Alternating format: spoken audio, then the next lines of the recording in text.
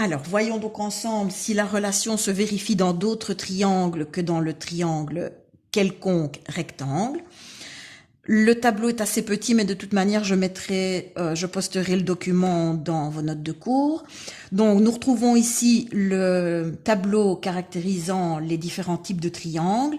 Verticalement, nous avons donc le triangle quelconque, isocèle, équilatéral. Horizontalement, le triangle acutangle, rectangle, obtusangle. Chaque fois, des triangles ont déjà été représentés. Donc, dans le premier cas, les trois côtés sont de mesures différentes puisqu'il est quelconque. Les trois angles sont aigus. 3, 3,5 et 2,5 pour vérifier la relation de Pythagore. Bon, je dois donc imaginer l'hypoténuse étant le plus grand côté. Je reprends ici le plus grand côté. J'élève le plus grand côté au carré et je vois si c'est égal à la somme des carrés des deux autres côtés.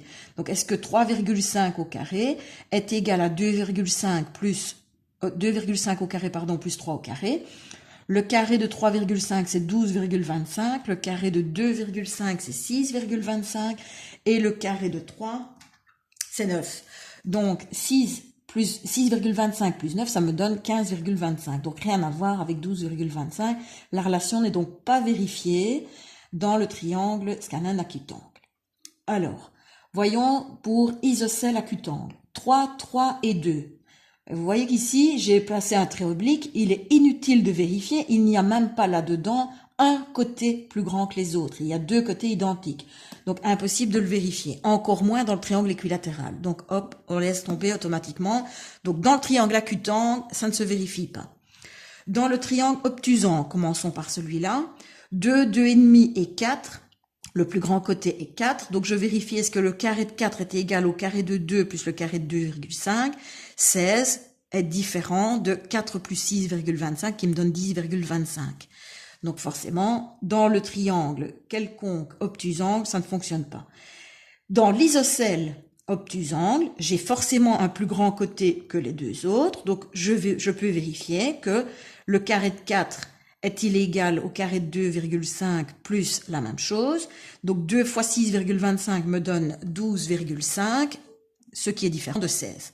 Donc, même chose ici, dans le triangle obtusangle, ça ne fonctionne pas. Alors, c'est ce que je vous disais tout à l'heure. Vous voyez qu'ici, j'ai travaillé avec des triangles rectangles. D'abord, un triangle quelconque. 2, 3. Donc, voilà deux mesures naturelles pour les côtés de l'angle droit. Et malheureusement, bon, avec la meilleure précision que l'on puisse avoir, on a 3,6. Et vous allez comprendre, 3,6 pour l'hypoténuse.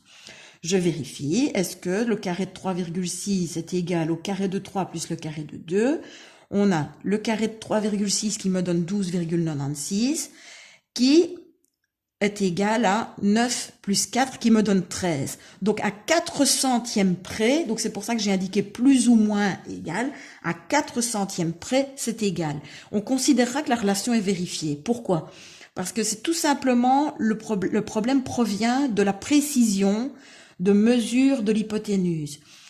Ce n'est pas 3,6 que j'aurais dû avoir. J'aurais dû avoir la possibilité de le vérifier avec beaucoup plus de précision. Et donc, la mesure réelle de l'hypoténuse n'est pas un décimal limité, mais un illimité. Et même pas périodique, mais un illimité non périodique.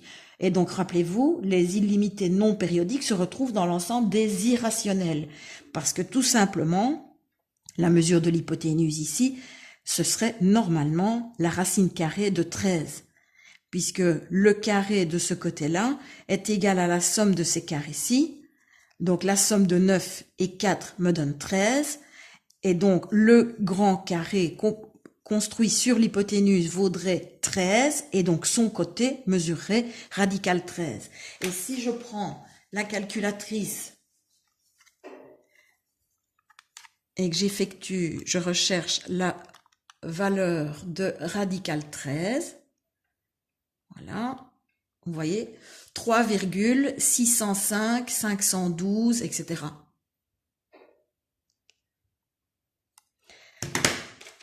Alors, même chose pour celui-ci, pour l'isocèle rectangle, deux côtés qui mesurent 3, même chose, on a voulu avoir le plus de précision possible, on a 4,2 pour l'hypoténuse.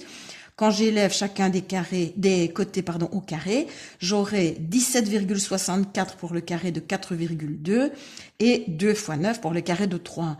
Donc, on a d'un côté 18 et de l'autre 17,64. Donc, autrement dit, 36 centièmes de différence. Donc, de nouveau, c'est plus ou moins égal. Pourquoi? Parce que, logiquement, ce n'est pas 4,2 que j'aurais dû avoir, mais tout simplement, étant donné que je sais la déterminer, mais je ne sais pas l'écrire, je ne sais pas la déterminer avec précision. Si je ne sais pas l'écrire de façon décimale, parce que 4,2 est une valeur approximative, c'est une valeur arrêtée, alors qu'en fait, elle est illimitée, non périodique, j'aurais dû noter ici la racine carrée de 18. Alors, même chose, je le refais avec vous sur la calculatrice. La racine carrée de 18 égale 3 radical 2, ça c'est ce qui me donne la valeur simplifiée de radical 18, puisque je rappelle, radical 18 c'est 9 fois 2, donc racine carrée 9 fois racine carrée 2, autrement dit 3 radical 2. Alors ce n'est pas l'écriture qui me convient, moi ce que je voudrais c'est la valeur décimale, et donc j'obtiens 4,24, 26, 40, etc. 687, etc. Enfin, soit. Donc, 4,2, c'était juste la mesure que l'on pouvait avoir en mesurant le côté à l'aide d'une latte, tout simplement. Mais la mesure exacte, c'était normalement radical 18. Voilà, donc, on retiendra de cet exercice que la relation de Pythagore ne s'applique qu'au triangle rectangle, qu'il soit quelconque ou isocèle, mais en aucun cas ni au triangle acutangle, ni obtusangle. Donc la relation de Pythagore n'est valable que dans les triangles rectangles.